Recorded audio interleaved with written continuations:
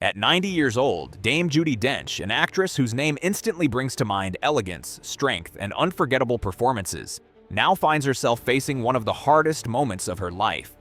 For decades, she ruled both stage and screen, from her powerful Shakespearean roles to her iconic presence as M in the James Bond films. But today, something far more personal is unfolding behind the scenes. After years of quietly struggling with a condition that has slowly changed her life, Judi has hinted that she may finally be preparing to step away from acting. And for millions of fans, this unexpected revelation feels like the end of an era, one we hoped would never arrive. Judi Dench's story begins in the quiet Heworth district of York, where she was born on December 9, 1934. Her childhood was shaped by two cultures: an English father, Reginald, a wartime doctor who had grown up in Dublin, and an Irish mother, Olave, who had also studied in the same city. Their lives had intertwined at Trinity College long before Judi was born, giving her a family history rooted in both scholarship and resilience. Decades later, in a 2021 episode of Who Do You Think You Are?, she discovered her ancestry carried unexpected echoes of European nobility, tracing back to the Danish Bille and Brahe families. This lineage linked her distantly to famed astronomer Tycho Brahe. Her extended family tree also includes working actors, historians, and storytellers, suggesting that performance and inquiry were woven into her blood. Raised alongside her older brothers, Peter and Geoffrey, Judi attended the Mount School, a Quaker institution where she embraced the values of simplicity and compassion. Yet, the theater was already calling. Her father tended to the local theater's actors. Her mother dressed them for the stage, and their home often felt like an unofficial green room. Judi's early steps into performance began here, appearing in the York mystery plays throughout the 1950s, even portraying the Virgin Mary before she was out of her teens. Though she once imagined a future as a set designer, everything changed when she watched Peggy Ashcroft command the stage as Cleopatra. That performance ignited something profound. Encouraged further by her brother Geoffrey's path, she auditioned for the Central School of Speech and Drama and was accepted, joining the ranks of future greats like Vanessa Redgrave.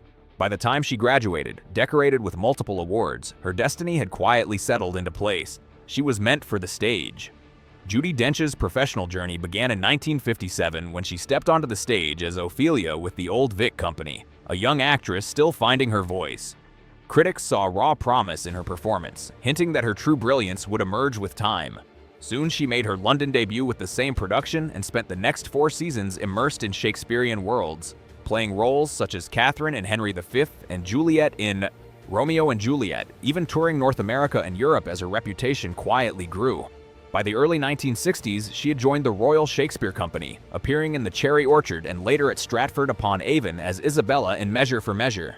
These years were filled with constant movement, repertory seasons in Nottingham and Oxford, tours abroad, and a growing list of roles that tested her depth and resilience. Television soon followed. Throughout the 1960s, she appeared in dramas such as The Four Just Men, Parade's End, and Z Cars.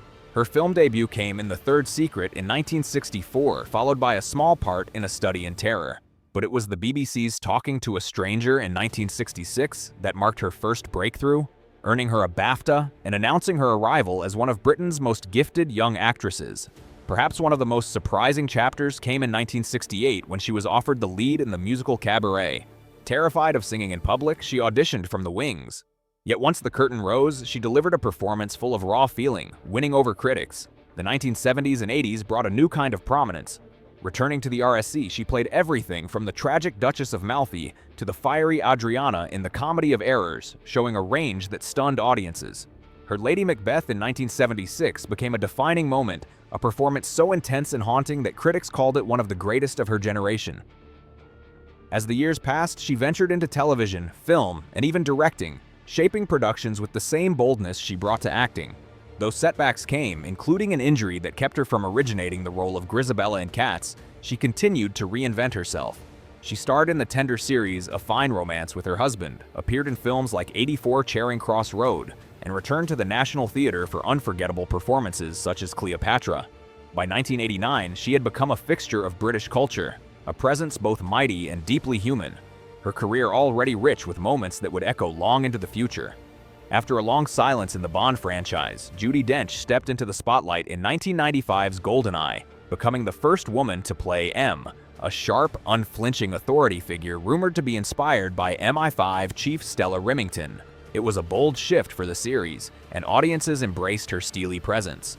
While she was reshaping the image of Bond's world, she was also warming hearts in the gentle BBC comedy As Time Goes By, and returning triumphantly to the stage with A Little Night Music, earning yet another Olivier Award.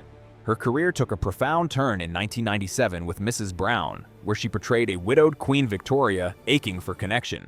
The film, expected to be modest, unexpectedly captured critics, audiences, and fans alike. It became the performance that opened Hollywood's doors to her, a success she would later joke about with cheeky warmth. From there, Dench seemed unstoppable. She balanced Bond adventures like Tomorrow Never Dies with prestige projects, reuniting with director John Madden for Shakespeare in Love. Her fierce, commanding Queen Elizabeth Victorian appeared on screen for only a few minutes, yet it was enough to win her both BAFTA and Oscar Gold. Stage work followed, including a Tony-winning turn in Amy's View, and film after film cemented her as a performer who could fill any role with depth. But tragedy struck in 2001 when her husband, Michael Williams, died from cancer. Grief could have stopped her, yet she channeled the pain into her craft, filming Iris, the story of Iris Murdoch's decline, and later The Shipping News. These roles, tinged with sorrow and resilience, earned her more awards and admiration. Through the early 2000s, Dench moved effortlessly between genres, from Wilde's sharp satire and the importance of being earnest to the icy authority of M in Die Another Day. She lent her voice to children's stories, stepped unexpectedly into sci-fi with The Chronicles of Riddick, and charmed audiences in Ladies in Lavender. Then came new peaks, her icy Lady Catherine in Pride and Prejudice, her continued reinvention of M alongside Daniel Craig in Casino Royale and Quantum of Solace, and her chilling, unforgettable turn in Notes on a Scandal. Critics called her partnership with Cate Blanchett one of the finest acting duos of the decade. Even as the years moved on, Dench kept returning to the stage, experimenting with unusual projects and surprising audiences with a fearlessness that made her career feel constantly reborn.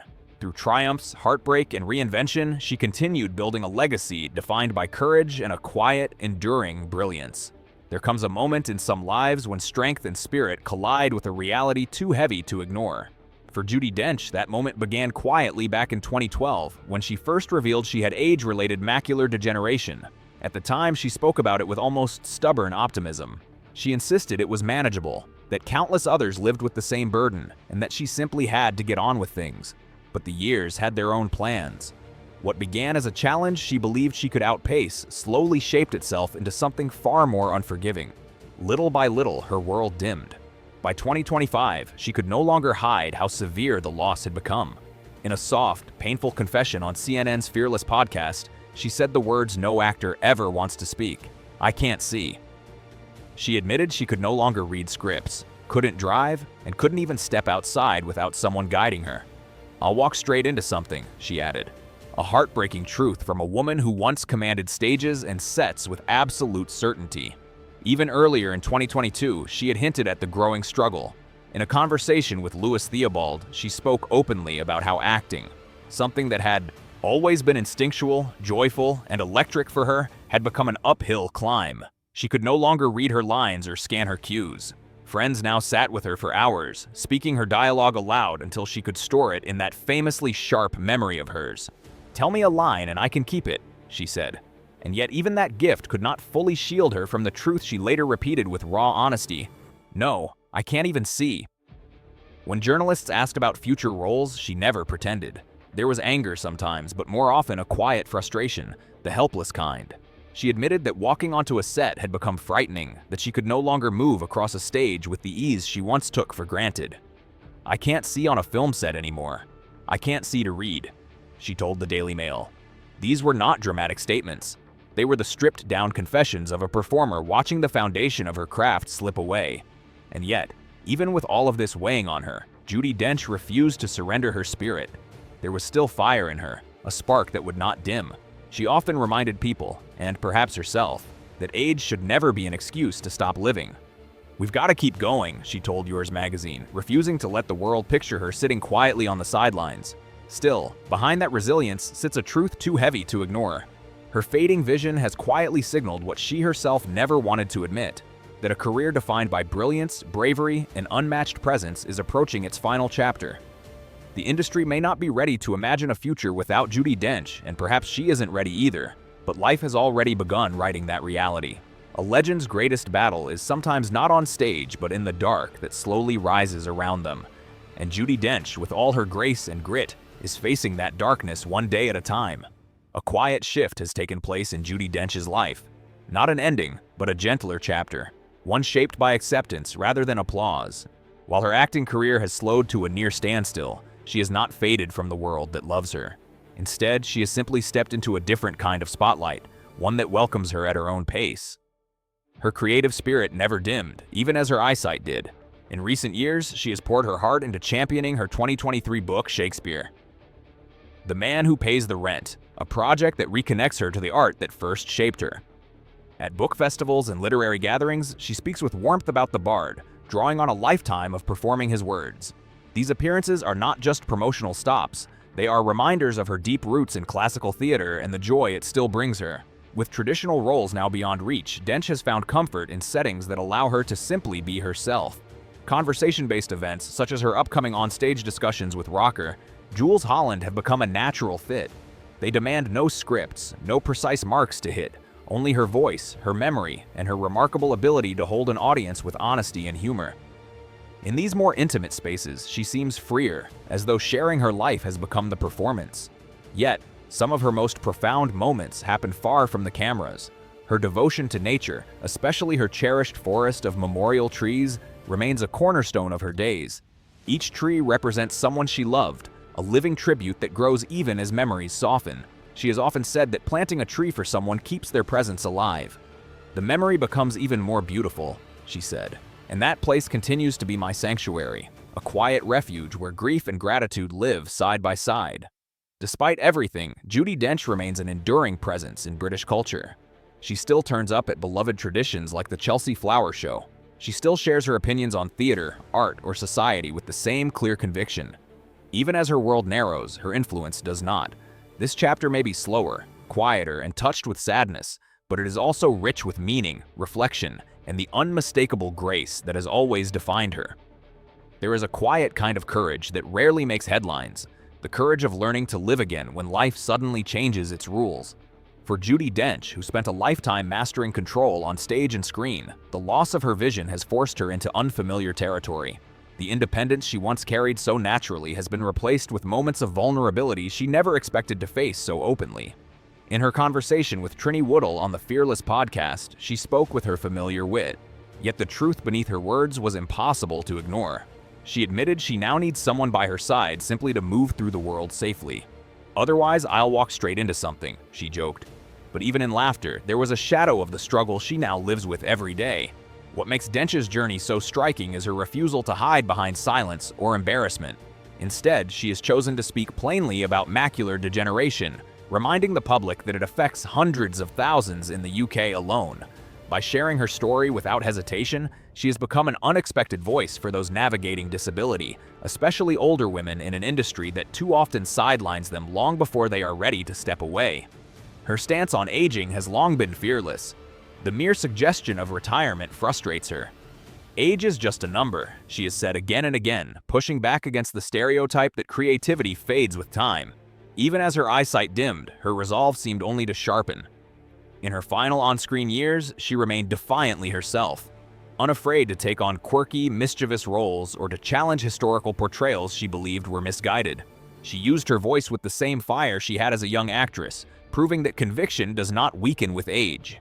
There is tragedy in what she has lost, yes, but also a deep and moving resilience in the way she continues forward. Honest, unfiltered, and unshakably true to who she has always been. A legacy that refuses to dim. As Judi Dench steps gently into what many see as the dusk of her extraordinary career, her impact remains as bright as ever. Her work, stretching across decades, styles, and eras, has carved itself into the hearts of audiences worldwide.